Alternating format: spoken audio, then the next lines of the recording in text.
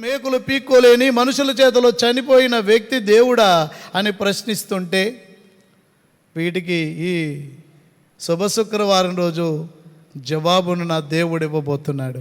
సిలువలో మరణించకుండా తప్పించుకోలేకపోవటం కాదు, సిలువలో మరణించకుండా వచ్చిన ప్రతి అవకాశాన్ని యేసు ప్రభు సున్నితంగా త్రోసిపుచ్చి సిలువ మరణం పొందడానికై తండ్రి చిత్తం నెరవేర్చడానికై పరుగులెత్తాడు. తండ్రి చెప్పాడు, మానవ జాతి కోసమై ఆఖరి బొట్టు వరకు రక్తం కార్చమని నా తండ్రి చెప్పాడు.